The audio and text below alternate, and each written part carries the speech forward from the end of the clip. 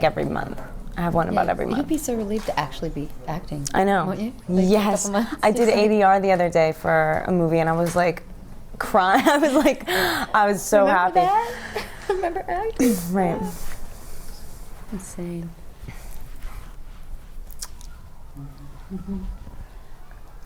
I feel like we're in trouble. I know. And comfort yourself, and if you can relax, it'd be good. The basic idea of this is chat for half an hour. So feel free to go wherever you want. I guess we do kind of have to get a little. Or not. I'm always so intimidated at the beginning of I guess I've only done one other, but at the beginning of that, it was like, wow, we're going to be here for the next half an hour. Right, it's so organic and candid. They break us down so that by the end of it, we're being real. Well, the idea is to actually have a conversation about the work as opposed to just doing, wasn't it nice to work with Mary Stuart Masterson? Which is, what you get in 5 minutes. We can just skip past You gotta that get to the right real away. dirt, huh? Right.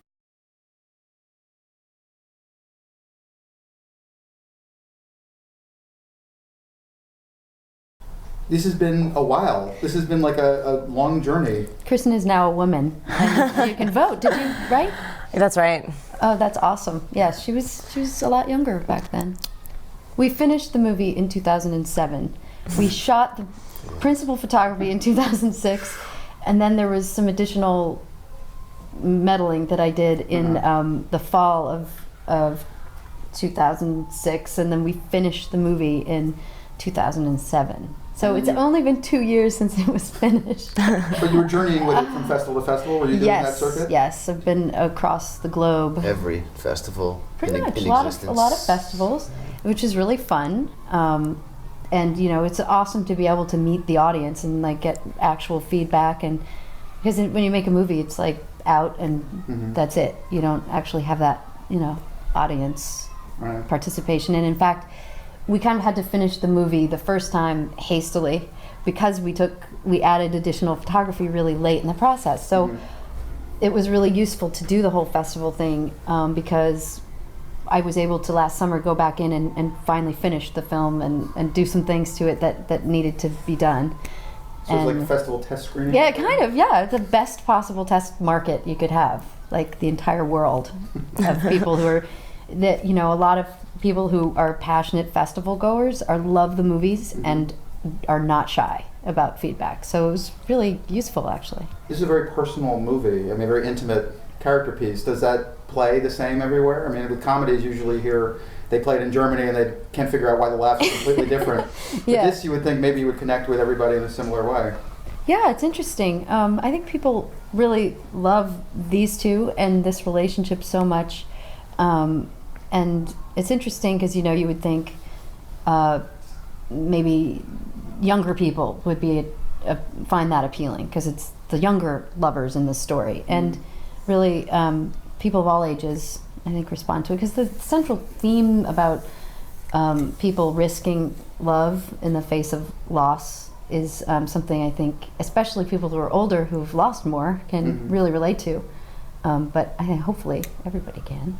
So have you guys seen the film with an audience and done all that over this time? Yeah, I went to a couple of festivals with it. I think I went to Boston with it, maybe, and Sedona, yeah, which was great, and I want to say South by, but I don't know for sure. But no, we didn't go. We didn't go? No, I don't know. So anyway, I went to several of them. I don't know. So you had a great time in Austin. He was there, man. I was drunk in Austin in some movie. It wasn't the Cake Eaters, I guess. But the audiences always really seem to like it, and they have great responses to it, and lovely things to say.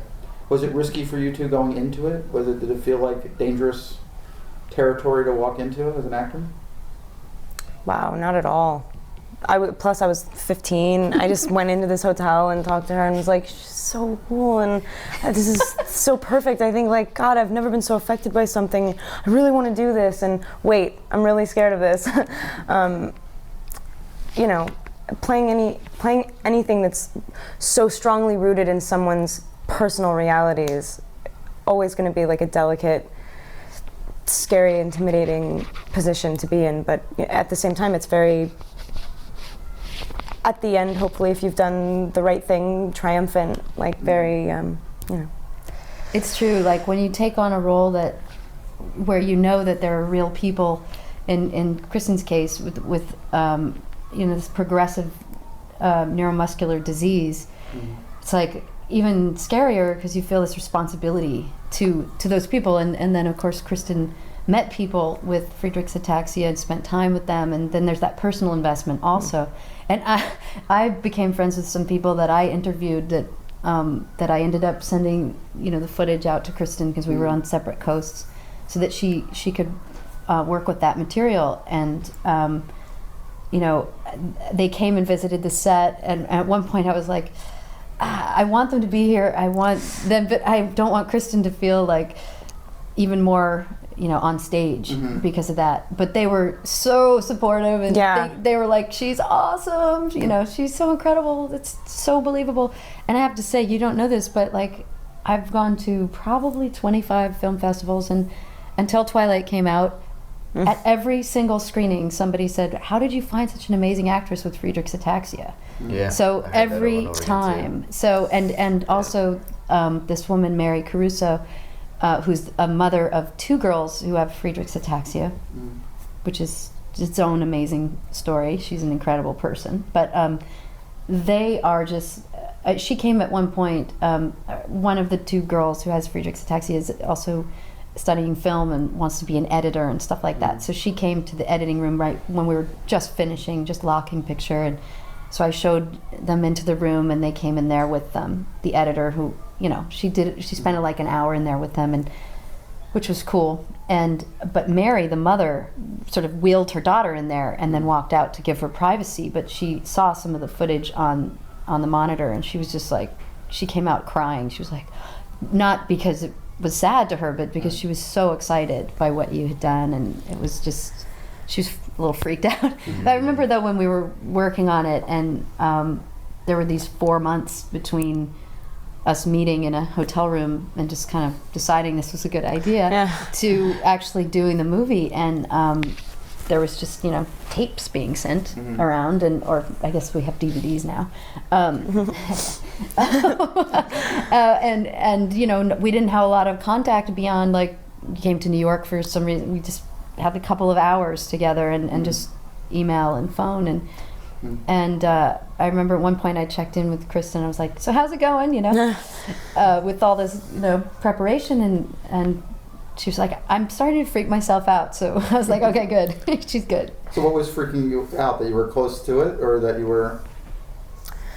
I mean, I actually didn't physically do anything until the day of shooting. I mean, like every time I would attempt it for a split second, it would just feel like wrong, like cheap.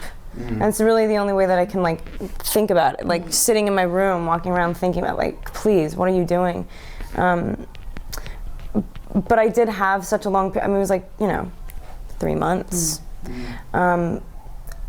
Anytime you have something on your mind for that long, it seeps its way into your body. I mean, not to make it sound any cheaper, but I just did my best impression of what they look like, and the heavier thing to think about was what it would be like to actually not be making that impersonation, and just obviously, but well, at 15, how do you approach that kind of investigation? I mean, has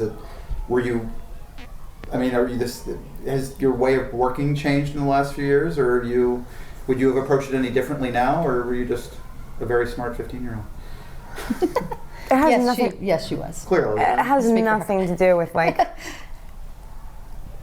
anybody who's even remotely human being that had to do what I did. Anybody could do it. Anybody who cared could do it. It's not like, I mean, it's a strange thing to talk about, and now I just look like I'm like, no, whatever. But Well, it's hard to deconstruct. I mean, I don't know many actors. It's really who can impossible. No, it's impossible. And why? Yeah. Why would you? There's no reason to do that. And then, Aaron, you had to be the straight man. in a way, yeah. In a way, the hardest role in the movie, the Beagle. Yeah, but he's a weird character too. So it's sort of a dubious straight man. But I do feel like he's the moral compass of the film. Kind Definitely, of. absolutely. And you know, I liked him. I really liked the character from the first read. He's an incredibly just like pure and decent human being, and he's sort of the caregiver in his family. And I thought it was it's just a really beautiful and interesting, complicated character to play. So, but nothing physical for that. You know, I didn't have to do much except shrink in upon myself. Yeah, you did though. But you There's did. something tremendous that he did. That's so subtle that. He's a self-conscious character, and I feel like he spent a lot of his life either just being picked on or outright ignored, and he's sort of his body language is just one constant like flinch and shrugging and like waiting for the blow to fall. So it's fun. But the great thing about both of them as actors is that in just meeting them, I thought that this would be the case, and it's absolutely true, is that neither of them condescends to the characters that they play. They would never stand apart from them and judge them, and were able to completely inhabit them, so you just totally believe that that's who they are. And that was really important, because especially with this kind of material, it'd be easy to be kind of sentimental or like a TV Disease of the Week movie, where these people are kind of self-pitying or whatever, and there was none of that. You don't want to get preachy. No, they're just living their lives and not making a big deal out of it. And how do you come upon this material as a director and go, okay, I'm going to jump into something that's dangerous? I mean, on some level, because you can cross that line, it's right there. Yeah, it is. I don't know. I just thought that Jace had created a really unique world in some ways, especially because nowadays everything's like so cynical and kind of edgy. It's so not that. And I was like, that's interesting. There's this place that really feels like its own place, and the people inside of it have a kind of naivete about them. But again, without being sentimental, it was a very unique world, and I was attracted to that, and this relationship between the two of them especially felt the most developed of all of the relationships in the movie, and the most also unique and actually eventful. I mean, the thing at stake here is somebody's desire to close the deal. And I don't know. It's funny because it's almost like an inverted version of Adventureland. Where you're the straight man in Adventureland who has a dark, side, and Jesse's playing the, damaged person, and you're the same kind of goals, even though that's a kind of light comedy, and these themes kind of seem to run around all of our lives, I guess. Yes, sir. They're pretty universal. We're all pretty dark underneath it. Underneath it all. Well, on your set, I mean, it feels like a family movie on some level, and there's this interesting combination of veteran actors who've been around forever but who have kids who are in the business. You came up with parents in the business and were a kid actor. You have two kid actors who are not kids anymore but working for you in that situation. I mean, is it a different feeling on a set like that? Is it? I think all I can say is that growing up in it, and I'm attracted to people like that, so that makes sense that would be who ends up populating that set. But I think it's important to cast the crew as much as the cast, so that you're creating an environment where these people feel safe to suspend their disbelief and just be immersed in their world, and not feel like they have to fight to construct their own reality and block everything out. Like, the people who are behind the camera need to be as invested, and I think if you've grown up around it your whole life, you don't see the division between the front of the camera and behind the camera. It's all the same. We're all trying to tell the same story, and we all need to be trying to tell the same story, especially on a low-budget movie when it rains every day. You have no money. There are no dressing rooms. Everybody's sleeping in a flea bag, and you have to want to be there. And if people don't want to be there, it is like a virus that spreads within like an hour through the entire crew, and it's like group food poisoning. It's the most awful experience. And I don't know, I've been on those sets, and you just feel like, why are we here? Nobody wants to be here, and it's not good. So especially with a story like this, it's sort of delicate in the plot. It's not a lot happens. It's all about that atmosphere and the sense of the world that we're creating and the details. And so I think that's kind of critical. And and I guess that comes from an environment of trust, and I guess that hopefully comes from people who can work with their families.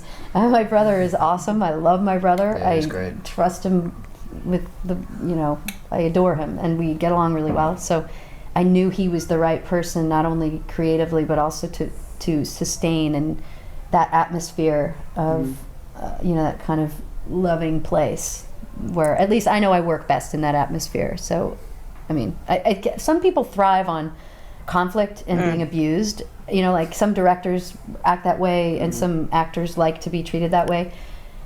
I'm not into that, so.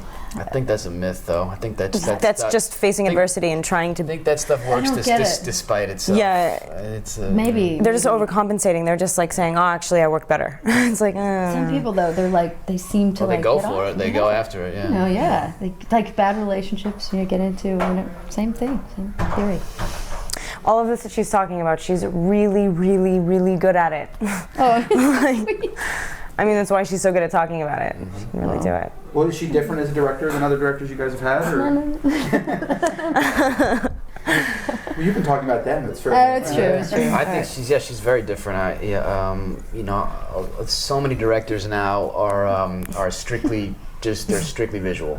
That's it. Mm-hmm. And I've worked with a lot of directors like that, and they can be great too. They can make a great film. But it's just visual storytelling is the only thing they're concerned with. So to have somebody who understands performance in that intimate kind of way and understands the nuance in it and the details of it and knows how to provide an environment for you where you can give your best performance was a huge relief, to be able to have that. Yeah, the second you start questioning yourself, I mean, you're screwed. And you just don't, I mean, in our case, I don't know, you just didn't do that. And that's clearly because of the environment provided by this lady. And plus it's like, you don't want to do anything alone. Like, do you know what I mean? Totally. And right there, all the time. It's like, especially with that, the role, the whole character thing that I had to do is just like, wow. And you really have to trust that the person is able to tell you if it's too much or too little. You have Exactly. to trust the person, in a way, holding the leash, how much they give you and how much they give back. And if you don't trust that, it's a big, tremendous mess. But if you have someone who's masterful at it, then you can really, create something beautiful. Yeah, you have to have like a mind's eye, because as an actor, you shouldn't have a mind's eye. You should, you shouldn't have the whole thing in mind, and if you can let yourself free and just trust, you'll find some pretty amazing stuff. Yeah. A lot of the time, you can't let yourself go because you do not That's trust the the person feeling. yeah, it's who's running things behind you, and you're right not to trust them also. So you have to really plan out specifically. This is how far I'm willing to go. This is what's going to happen in this moment, and the work will suffer a little bit. It will suffer for that. If you can't find those things that just happen, in the moment. Yeah, because then Trust you're only them. giving what you've planned and what you if God, There's and no when I'm in discovery. that situation, you're like, oh, if I landed my jumps, good. But but that's never going to be as exciting as everybody is in the same moment, and just unsure of where it's going to go, and that they're willing to let it be that way, and then everybody the gets magic. surprised, Yeah. by everything that happens, and hopefully happy accidents occur. Well, that's what you're. And the bad accidents get put in the trash. It is amazing what the camera picks up that you don't really expect the camera to pick up. Oh yeah, you know what? That's so amazing, and it's a weird thing with being an actor too. Is like you want to protect an actor's privacy, but like what we do as actors is we're being private in public. That is our job. So it's like a weird thing. So with HD in particular, we shot this film HD. Sometimes the camera is rolling for hours and they just keep not pushing the little red button to turn it big off. problem. And dailies, it's like, guys, please, we're wasting tape. I know it's not as expensive as film stock, but I have to actually sit in the editing room for 4 hours to look at 2 takes. And actually, though, I have to say that oftentimes it's the moments right before action or cut that are really alive, and so it's really instructive both as a director and as an actor to be like, when I'm not on, I'm better or whatever. And there occasionally are a few moments that are stolen from the should have been in the garbage can, but I think hopefully nobody's privacy was violated, except poor Aaron. At one point, so game. Like we were out. It was like 3 minutes to lunch. And I just usually with my brother we get into this twin speak thing where we're not actually speaking, but we understand each other, and other people don't know what the hell's going on, which isn't good. So then we will communicate to the rest of the crew. But if you only have 3 minutes, and you just have to execute, right? So we're running with the camera, and the camera assistants are running. Like, what are they doing? And I'm like, Aaron, can you just walk that way and come back towards camera? And he's like, what am I doing? What day is it?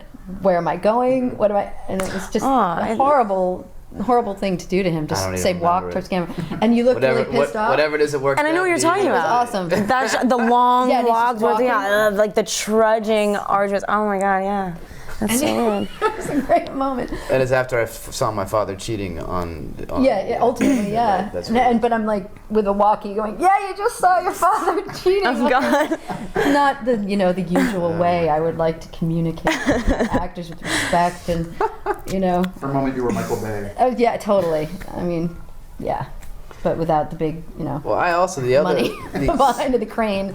The other thing about my experience on the film is that I acted opposite Bruce Dern for most of my scenes, so the script is out the window. The script has nothing. There's nothing involving the script in the scenes with Bruce Dern. He just goes off of his own accord. He gets back there eventually. Somehow it does revolve around it. He ties it in, but basically, like he's beginning a dance, and you have to get in there with him and dance with him, or you're not. Or you don't have game. Yeah, exactly. Yep. There's some great things happen that way, but it's interesting because Bruce, has this very improvisational way, but then really did respond when it would be like, all right, we're losing. Let's get back to this, and he totally would, and so he was great. But sometimes out of that kind of chaos comes some really great stuff. Great stuff. Yeah, but then you put him together with Elizabeth Ashley, who is a theater goddess, who will rehearse to the end of her life. She will just and it'll never get stale. She's just a consummate theater creature. The two of them are like, I won't rehearse. I have to rehearse. So I basically rehearse with Elizabeth as Easy. Like I'm playing his part some of the time, rehearsing with her, and then he would just not be there, and then we would roll. And I really love two shots. I like to see people behaving in the same frame, and it was always like, let take three work for both of them. She's getting in the swing, and he's starting to improvise. They were great together. But it was almost always the third or fourth take. Yeah, it was somewhere in there where they were both kind of clicking. Yeah. On all cylinders. And did you know that about Bruce when you hired him? Oh yeah. He announced it, before he arrived. It's great though. Doesn't he have a term for him? He calls them Dernsyisms? Dernsies. Every now and then he would, through his verbal wanderings, come up with something that is just so priceless that was worth, all the time between, and they were coined as Dernsies. Yeah, that was a Dernsy. That was a Dernsy. You're gonna print that. You're printing it all. It's tape. I kind of felt those were happening during breakfast a lot. Yeah. Breakfast was all in Funny that you say that. Oh yeah. Oh no. The T-shirts were printed. Oh from yes. the breakfast. To cholesterol. That was him. That was one of my favorites. And shut up and eat your weenie. Yeah, there was a scene that that's in there now, but we cut the line out where the scene escalated into a fight. At which point Bruce said, "Sit down and eat your weenie," and it became the T-shirt. Yeah, that was the new catchphrase. You have a Dernsy if you end up on the T-shirt. Yep. So did you guys get advice from the senior circuit? Did you get Elizabeth Ashley's perspective? I mean, because she's been through the whole cycle of huge celebrity and marriages, public marriages, and all that stuff. Did she tell you how to acquit yourself as a celebrity? And did Bruce give you his But you want to call her? Yeah. Bruce, I didn't work with Elizabeth too much. I met her, but I didn't have a lot of time with her. But yeah, Bruce gave me some choice advice, some of which can't be repeated. One of which was do a Western. to make sure I did a Western. You should. You'd be good in a I'd love to do a Western. Western. I'll be Billy the Kid. It'd be great. Paul Walter Hill immediately. But yeah, it was. good advice. He gave little tidbits here and there, but a lot of it was not fit for print. So he's a wild one. Bruce Stern. Also, Bruce, we shot a scene that isn't in the movie anymore, but he had a very long speech, and Aaron's character was sitting there just listening, and Bruce was driving the car also, and this was a car that I think I found on the side of the road. It wasn't a prop car. So dangerous. And so he's actually driving. The camera, I guess it was on your side, over here, over Aaron onto Bruce, and he's driving for miles with the follow car. I'm like lying down in the back seat of the tiny monitor, and it's not your typical movie situation where you have a process trailer and Adventures in Indyland. Process. our process is to lie in the back seat and let him drive. But he at one point comes around the turn and he's this like a 6-minute speech. Yeah. Which is why it's not in the movie. But by the way, but he comes around the turn and the door swings open because it didn't close properly, and he didn't have on a seatbelt. By the way, P.S. Why? I don't remember. And he literally like leans out and like Still speaking still the monologue. talking, improvising, and you're just going along with it. And I'm like, are we going to lose our, one of the great American actors right now because I didn't secure his seatbelt or the door? But it was, he just rolled with it, and it was a very difficult vehicle to drive. It was difficult. It was Impossible. Difficult. There was a lot of tough. He dealt with a lot of tough conditions. I never heard him complain about those conditions Not once ever. We didn't have a dressing room for anybody. Yeah. They were in church basements with like folding screens. He's like a mountain goat. Like he just goes. Plows through, yeah. It's true. Yeah. Is that something because both of you seem to be looking for films that are challenging in different ways. You've both done commercial movies, but you also seem to be continuing to look for indie stuff, I guess is the phrase. Is that just one for them, one for me for the rest of your careers, or is that what you want, or do you want to be the mountain goat when you're 60 years old? You could do a lot worse than be the mountain goat that is Bruce Stern. Seriously. Everyone should aspire to be a mountain goat, dude. Yeah.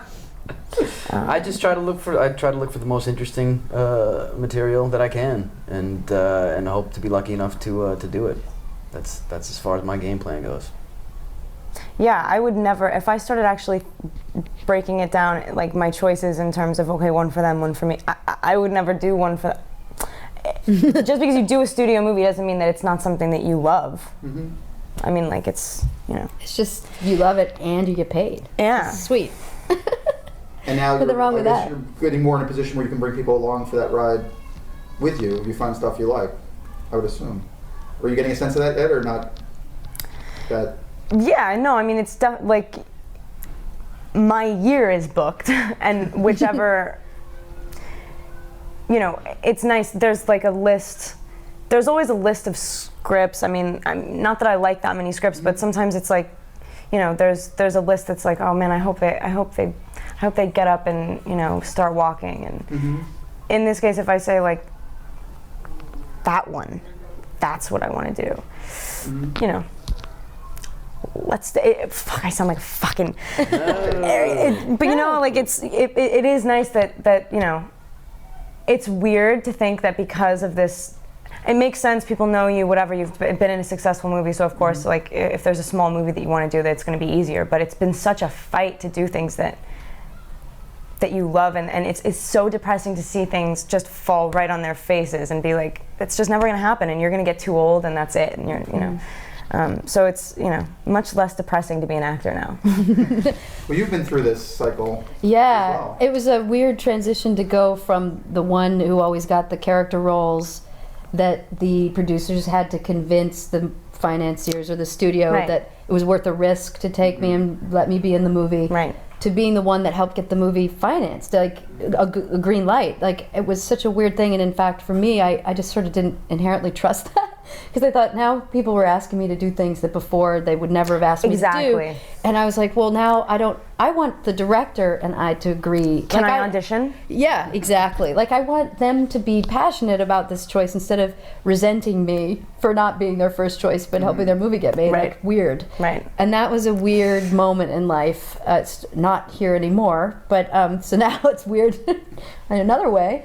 But that was a strange. It was like a sudden thing too, where suddenly these things that you've been holding on to can't get made, and now suddenly they can. And yeah, it's bizarre. It's a bizarre ride, and it's hard to keep trusting everybody. But it's I think it's important to keep your heart as open as possible, but choose wisely, because otherwise, like for me, I found myself getting like calloused, like I don't trust anybody. Yeah. And that's not useful. But you're still going up the mountain.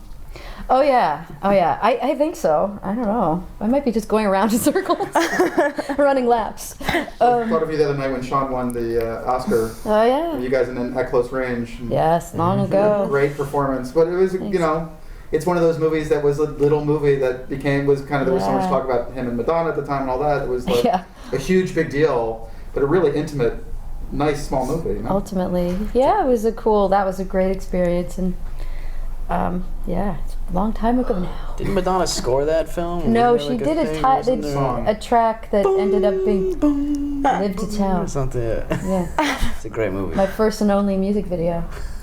The footage from the movie ended up in my that right? video. Oh yeah. Oh yes. Does that seem like another life now? I mean, does it seem like a... No, you know what's weird is that the movies we make ultimately are for the audience. That's everybody's experience. For me, it was my summer in Franklin, Tennessee. I will never forget that. That's a huge part of who I am right now. But I don't look at it as part of my oeuvre, and compare myself to it from the outside. I'm just remembering what I was going through personally and what I failed to do, or what I tried to do, or what I struggled to do, or or my hair. I don't know. It's just weird details, that you live with. But it's not so much. I don't see it as something outside of myself. So this movie has had a life in the land of festivals. Yes. Now it's going to have a brief life, I guess, or some life in the land of theaters and big cities. And then the DVD world that comes along. Is that, I mean, it's obviously changed since you started acting, where that is, for many people, that's the way people see movies now. That's how a lot of particularly young audiences see these movies over and over and over again and love them. Is that an exciting prospect? Does it seem strange to go out that way? As long as people see it, that's a good thing. I mean, I think back in my day, I can't believe I'm old enough to say our that, day. but our day, back in our day, my friend, it was like this kind of movie might have actually been a studio movie. It would have been like, one of their character-driven, sort of mid to low-size budget. It was kind of the meat and potatoes in every studio's slate. It's not really edgy. It's not incredibly experimental. But nowadays those movies aren't getting made at that level, so it takes 2 years to get your movie to this point. So that's a little strange. But I just hope people go to see it and like it.